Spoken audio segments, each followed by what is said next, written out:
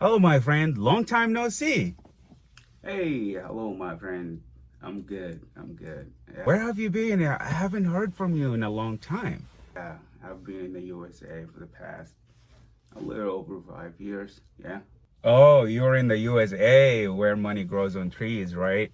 Yeah, you won't believe it. I'm in the USA where money grows on trees, right?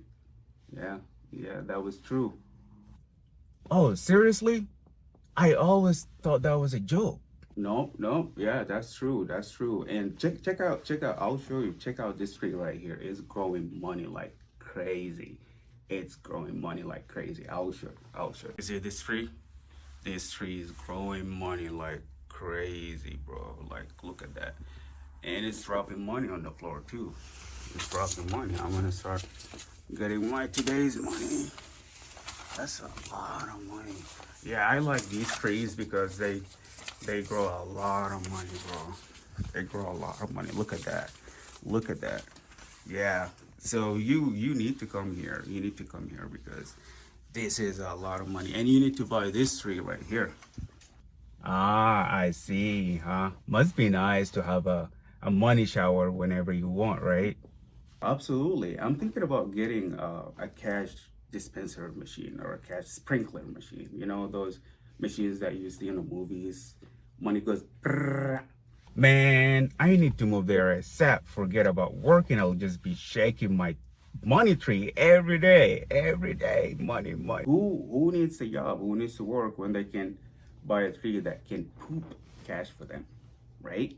Yeah, my friend, I really cannot wait to join you in the land of never-ending money. Never-ending money. Imagine you just grow your trees and you then collect money from them. That's so good, bro. Like, I'm coming there. Don't forget to bring your own ladder because my trees are already busy and crowded with a lot of dreamers. All right. All right. I'll see you, my friend. Bye. I will see you, my friend. I will see you, my friend. All right. Yeah, grow some trees for me, okay? I'll be there. Bye.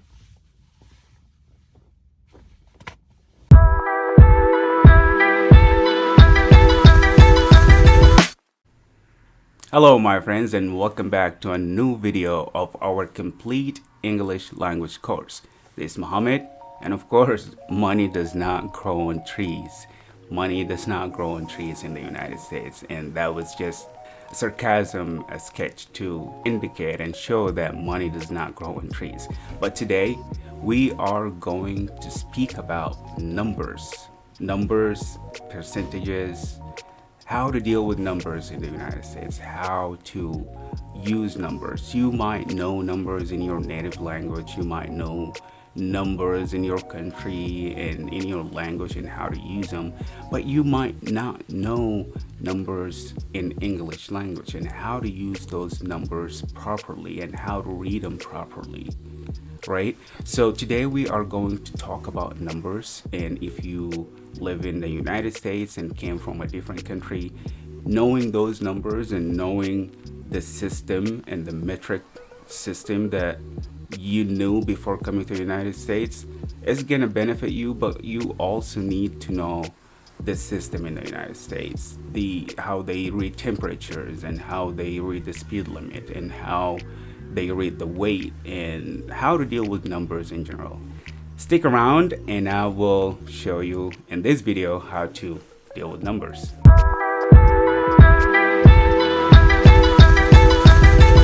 We're still in Module 1, Understanding the Basics, Week 1, Basic Vocabulary, Day 2, which is this video. We are going to talk about numbers in English language.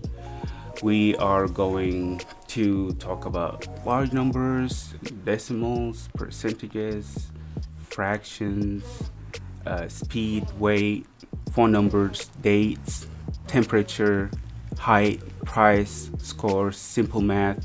And again, I'm not trying to teach you math. I'm not trying to teach you numbers. You already know that in your own language, in your native language and in your country. But today I'm just trying to give you an overview of how to deal with these numbers in English language, and how to deal with these numbers specifically in the United States, and how to, use them properly so you can get the best out of them. We're gonna start here with large numbers. We have this number right here. This number is in the hundreds because it's 3 digits. This number right here is in the thousands because we have a comma right here and it's 6 digits. And this number right here is in the millions because we have 2 commas to indicate thousands and a million. So let's take it one by one. We have 859. This is 859 is how you write it. And 462, 109, or you can say 109. So this number, you divide it into 2 sections. That's why we have the comma right there. So you say 462, 109. For the million, we have this number divided into 3 sections. So we're gonna say the number in 3 sections, the hundreds and the thousands in the million section. So 312, and then you say million because it's in the million section. 312 million 580,000 because of the other comma right here, 747. Okay, so this is just, to give us an idea of what a large number is. Anything, above 100, that's considered a large number.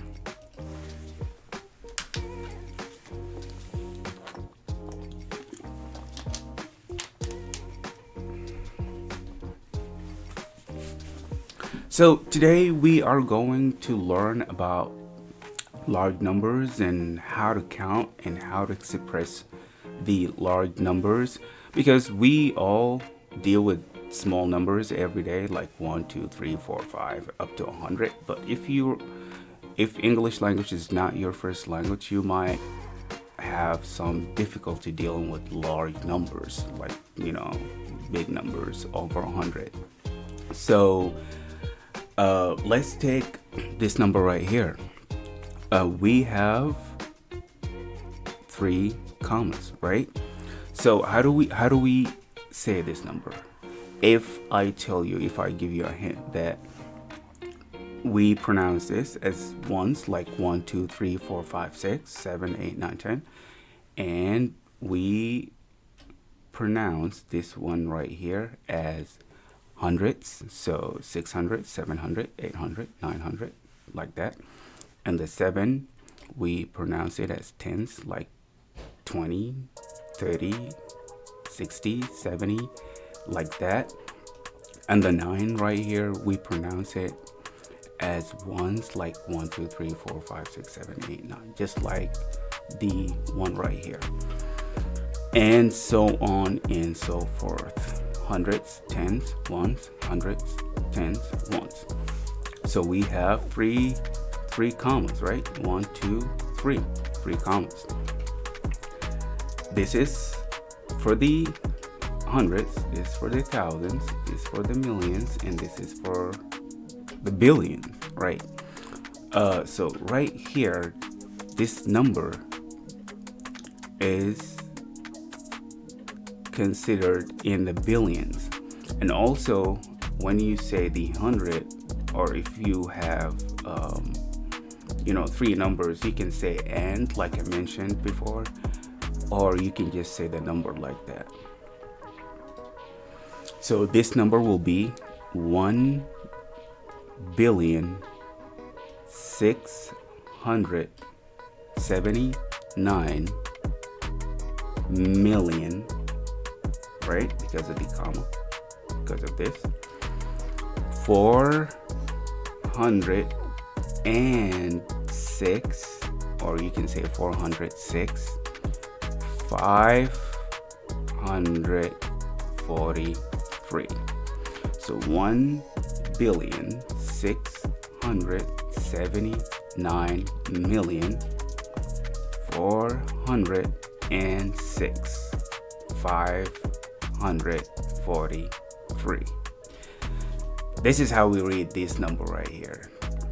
So dealing with the numbers, dealing with big numbers, you might become a millionaire, right? You might get a lot of money from your trees that you grow in the United States.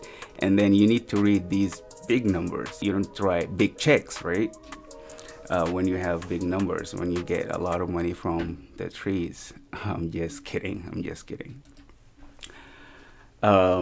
So for the large number, we always need to remember when we are pronouncing the million part or the 100 part or the billion part in the number, we don't add an S to it. So it's not 10 billions, it's 10 billion.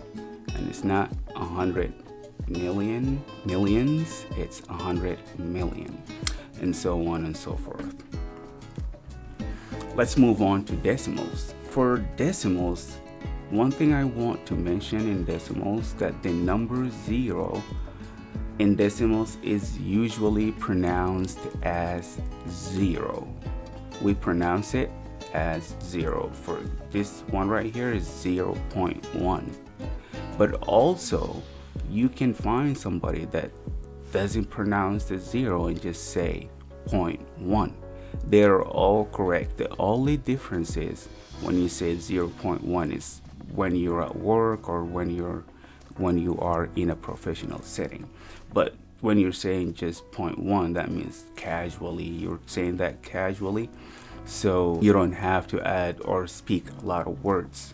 That's what Americans do. They try to speak less words. Writing and reading decimals in words. Step 1, we have 3 steps to do that. Write the whole number in part. Step 1, write the whole number part in words. In step 2, write and for the decimal point. And then step 3, write the decimal part in words as though it were a whole number followed by the place value of the last digit. So let's take this example right here. So we have 0, like we talked about, point, you pronounce it, 0, 2, 3. So 0.023. And you can say it's 0.023. Some people say it's 0.023. Well, that's kind of not common, but some people say that. Let's take this table right here, and we have decimals, we have numbers that we need to,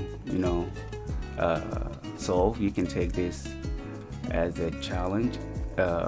What I mean by solve is not to solve a math equation. It's just to like say it and kind of tell yourself, what does that mean? I can explain that in a little bit. Let's get started with this right here. We have 1.2. We pronounce it as 1.2. What does that mean? What does that feel? It means a little more than 1. So when you say 1.2 to anybody, you're trying to make them feel like it's 1. You could have said 1, but it's a little bit more than 1, but it's not 1.5, right? It feels like that. That's how you use it in daily conversation. So we have 5.68, 5.68. That's how we pronounce it, right? And that means a bit more than 5.5. It's a little bit over 5.5, tiny bit. over 5.5. 4.3. We pronounce it as 4.3. And what it means is 4 1/3. That's how you interpret it. 100.2 or 100.2. That's how we pronounce it. That means a tiny bit more than 100. A little bit, like nothing more than 100. We have 234.62. And that means a little more than 234.5. 0.57. 0.57. A touch more than 1/2. A touch more. A tiny bit touch more than 1/2. Let's move on to percentages. Percentages. A percentage. We hear a lot 1%, 50%, 20%, 10%. Why do people use percentages in their daily life? You can, talk to your friend and ask him about something, and he gives you that in a percentage. So we need to understand that. You might understand that in your own language, your own country, your own way of understanding percentages outside of the US, but in the US it's kind of similar though. There's nothing different, but you just need to refresh your mind and know about percentages and how to use them. So we have this number right here, 20%. 20% divided, or the percentage is, or the percentage consists of the number and the percentage sign. So we have number 20 and the percentage sign. So we have the number part and the percentage symbol. We have different ways to write percentages. One of them is like this, 80%, but you can also write 80% as a fraction, or you can write it like this, or you can write it as a decimal. There's so many ways of writing percentages, so we're not worried about that because I'm not teaching math, but we're just trying to refresh our mind on how percentages are used in numbers in English language, especially in the United States or outside of the US. So we have 0% is 0 over 100. We have nothing blue in this circle right here. And this circle has 25% of blue. And you can write it like that. This circle has 50% blue. That means half of it is blue. And this circle is 100% blue. So you just get a feeling of how to use percentages and what a percentage means. Let's move on to fractions. Fractions. You can get an idea from just this pizza. Looking at this pizza right here, you can get an idea of how to use or what a fraction is. What is a fraction? A fraction is a part of something. It's a part of a whole. So you have one big thing, one whole thing, and you take a bit out of it, you take a little bit out of it. That means you take a fraction from it, a part from it, a tiny bit from it. We write fractions like this, 1 over 2. But what does that mean? What does that mean? That means the top number tells us how many parts are in the fraction. This is the top number right here, the 1. 1 is one part of that fraction, right? And we have 2 parts. And the bottom one tells us the parts that we have, the total parts that we have. So we have 1 out of 2. That means half, right? So that's how we look at fractions. That's how we write fractions. That's how we look at them. Like this pizza right here, it's divided into 8 pieces. That means we have one piece right here out of 8 pieces. So that means this one piece is 1/8 the whole pizza.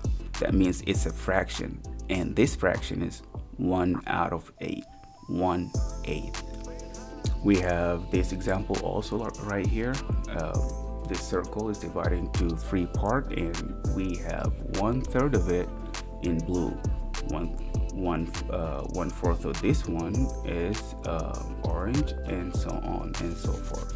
I'll leave this for you, and make sure just to like send me your answers or comment in the comment section down below and give me these answers. You can pause the video and solve this right here. Tell me what fraction of the whole is the shaded area in these drawings. So you tell me what fraction of the whole shaded area in these drawings down below in the comment section. Numbers don't just stop with fractions and money and that stuff. We use numbers every day, especially if you are used to driving in a different country, driving in the UK, Europe, Africa, Asia, all over the world, and you are used to using kilometers per hour instead of miles per hour, and now you came to the US and you have to get used to the speed in the United States. The speed in the United States is measured in miles per hour. So the speed that you see posted in the highway, the school zones, and all of that is in miles per hour. So what is a speed? A speed is a measure of the distance an object travels in a unit of time. We are not worried about the definitions and all of that, just in case you don't know what a speed is. And we have different measures of speed. Like I said, we have miles per hours, we have kilometers per hours, we have meters per hours, we have feet per hours, depending on where you come from and if you are in the United States or not. Just make sure you pay attention to how to read the speed. And if your car is from somewhere else, not the USA, make sure you check if it's in kilometers per hour or miles per hour, so you don't get speeding tickets or you don't drive too slow in the highway. So just double check that before you get a car or you start driving in the United States.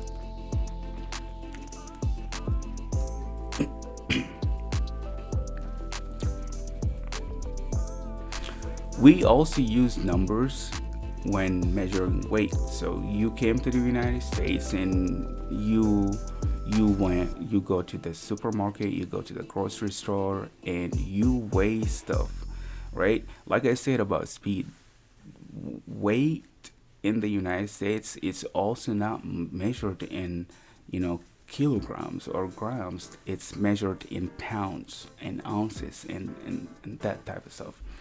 So you need to make sure also you understand what your weight is in pounds instead of kilograms or different type of measure. So make sure you understand the difference between kilograms and pounds. And new life in the United States will force you automatically to get used to that, get to have a feeling of what a pound is. But also if you look into it and if you read it and read about it and research it or search it, just look it up on Google and see the difference. So that helps you a lot instead of just stumbling and not knowing what to do and not knowing what the difference is. So for the weight measurement system, we have the gram, like we talked about, the one that is used outside of the US, and we have kilogram as well, which is 1,000 gram. But in the United States, they have ounces. They write the abbreviation for ounces like that. they have pounds, tons, milligrams, grams, and kilograms are not used in the United States. So in the United States, they use tons, pounds, and ounces. So you have to pay attention to the number representation. When it comes to pounds, it's IBS, and when it comes to kilograms, it's kg. So just make sure you follow along and make sure that the representation, and you know how to deal with weight in English language and how to deal with weight in a different country. So let's move on to phone numbers right now. You come to the United States from a different country, of course you will get a phone number. You will have a phone number, and you will get asked a lot about your number when making appointments, when driving around, when meeting people and getting immersed in the society. A lot of people are going to ask you for your number. And even if you don't live in the United States, just knowing how to give your number might land you an opportunity that you haven't thought about. So knowing how to say numbers in English is crucial. Now let's take this example right here. What is your phone number? How do you respond to that? You say it's 369258847. So it's not 36925847. It's not like that, because I noticed a lot of people where I came from, they give you double numbers. There is an exception for double numbers we're gonna talk about in this slide, but for now, if you want to say numbers, you take it from left to right, one by one. 3, 6, 9, 2, 5, 8, 4, 7. And when it comes to zero in numbers, when you're giving your number and it has a zero in it, most of the time, and what common is that people pronounce that zero as O. For example, right here, 5059 is going to be 50591023. You can also pronounce it as zero. No one is going to tell you that you're wrong. But if you hear somebody, giving you a number and they say the O, that means it's a zero. Okay? So you can pronounce it as zero, or you can say it as a O. Right here, when it comes to the same number doubling or appearing consecutively, one after the other, and it's the same number, you can say it as an individual number. The most common thing is to say double the number or triple the number. Let's take this example right here. 57183369. You can say 57183369. And here 21498777. Or you can say 21498777.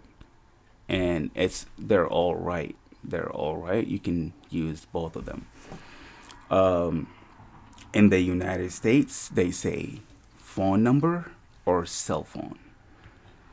And in the UK, they say mobile phone or mobile number. And a lot of people use those terms in both countries, both of the terms in both countries. So it's not a big deal which one you say. This is an example of how numbers are written. First, you get the country code, and then the area code, and then the local number. These are just examples of common numbers in some countries. Emergency numbers right here. I'm gonna ask you to ask the person in front of you or comment with a random number in the comment section and answer this question. What is your phone number? And say it to yourself out loud, or say it to the person sitting next to you out loud, And don't forget that we have rules to say numbers in English. Just try to follow those rules, okay? Let's move on to dates, just like phone numbers. Like you give your phone number, you know how to, take a phone number from somebody, you know how to say or pronounce out loud a phone number. We are moving on to dates, and we need to know how to pronounce dates and how to deal with dates. The numbers when it comes to dates are different when we write them and when we just pronounce them or say them. It's a different way in the United States, and it's also a different way in other countries, and it might make a total different, or it might give you a total different date if you just read it wrong. Hold on, and I'm gonna show you right here. We for the dates, we're gonna start with days. We're gonna start right here. For the days, we always use ordinal numbers from in English language. When we write numbers for the days, when we write the day, we use ordinal number. And what do you mean, Mohammed, by an ordinal number? An ordinal number is when we add th to the end of the number. We normally add th to the end of a cardinal number to make it an ordinal number. Be careful, we have some exceptions right here. So one, we say first. It's not a th, that's why it's highlighted. That's why we have it highlighted right here. So one, it's the first, and two becomes the second, third, fourth, fifth, seventh, eighth, ninth, 10th, 11th. So when you add th, these are called ordinal numbers. So we use ordinal numbers for days. If we want to represent days or write days, we add th, unless we have an exception. So let's move on to month. How do we write months? Months always start with a capital letter. It doesn't matter if it's in the middle of a sentence, if it's in the middle of nowhere, it gets a capital letter at the beginning of it if it's indicating a month. So for August, we don't do a small a at the beginning. We do August with a capital letter at the beginning. What day is this? 3/5/18. How do you say that? If you are in the United States, you say March 5th, 2018 or 2018. But if you are in the other part of the world or in a different country, it's completely different. It's May 3rd, 2018. So it's a completely different month. So I want you to think about that, to think about the way you write the dates. I've noticed, like at work sometimes, I've noticed that some people from other countries still write dates the same way they used to write dates back home. They start with the day and then the month and then the year. But here in the US, they get confused when you do that because they start with the month first and then the day, and then they move on to the year. Let's move on to the years too. For this example right here, we say 1984. 1984. It's not 1984. It's not like that. I've noticed some people say 1984. It's not that. It's 1984. 1984. 1652. 1941. But for this one, when we get to the 2000s, we say 2017 or 2017. So you can use one of those two. It does not matter.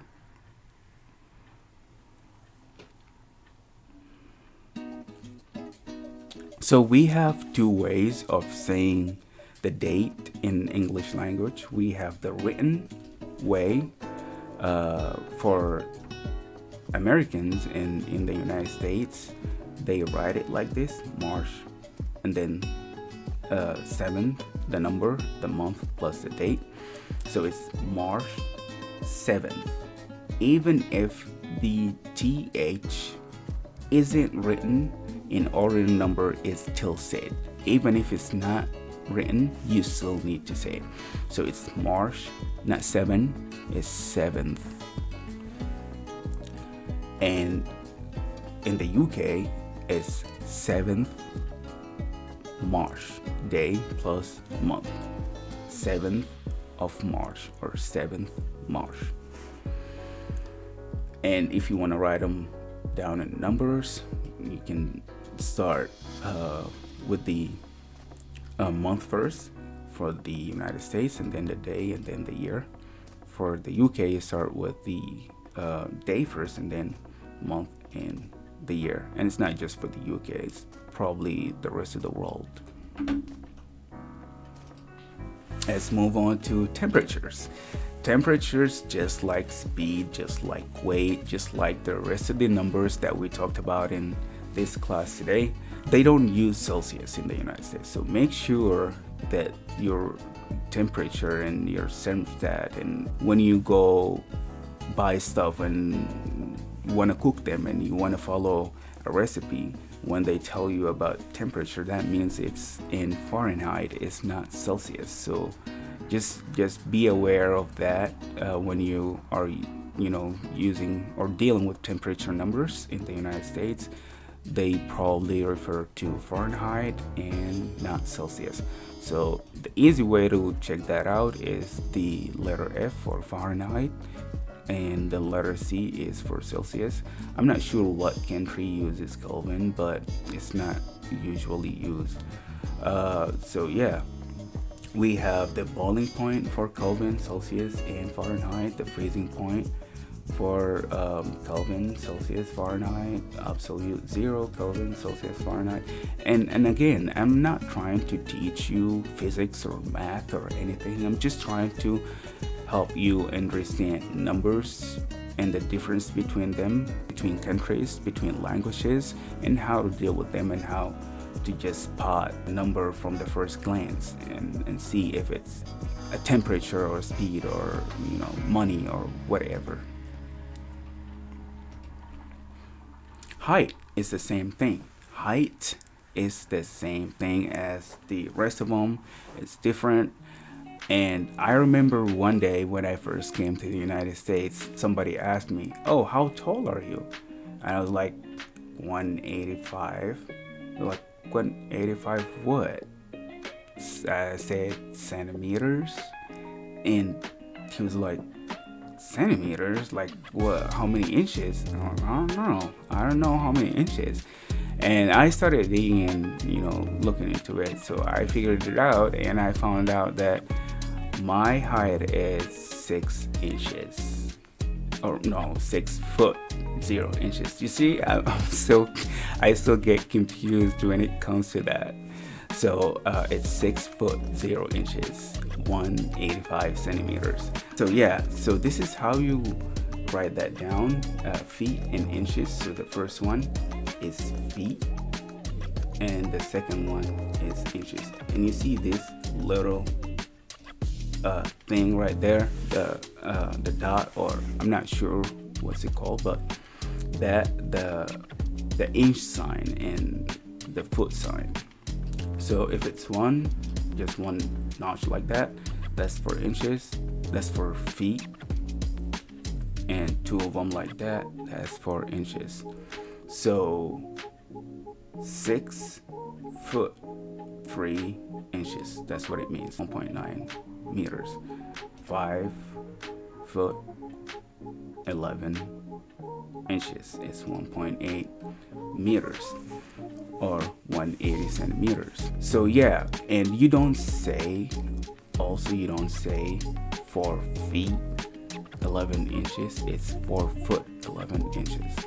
Look into it more and try to know the differences between meters and feet, and how to represent your height from the system that you know to the American system. Money, money, money, money. So the price is the same thing. I guess this is the easiest one that everybody knows, the signs and the symbols for prices. I'm just adding it just in case somebody doesn't know. So we have 2 pounds, 0.10 or 0.1. This is the pound sign. 2 pounds 10. It's 2 pounds 10 or 0.10. You can say point or you can say 10. That's for Europe. In here we have dollars. In the United States, the cash money, this sign here is for dollars. $2.10 or 2.10 or $2.10. Yeah, this is just an idea of how, to deal with numbers in general, different type of numbers in the United States. And let's take the sports scores. How do you say the sports scores? Maybe you come from a country where you've always said that in your native language, and in the US you don't know how to express yourself. You don't know how to say, okay, they won, my team won this.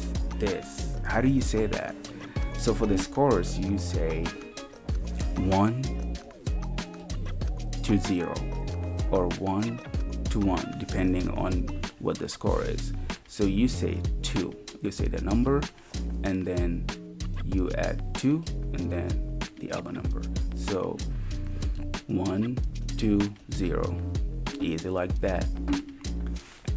And again, thank you for watching. And if you find value in my videos, please subscribe to the channel, and don't forget to visit the website www.newstartusa.com. And thank you so much. I will see you in the next video.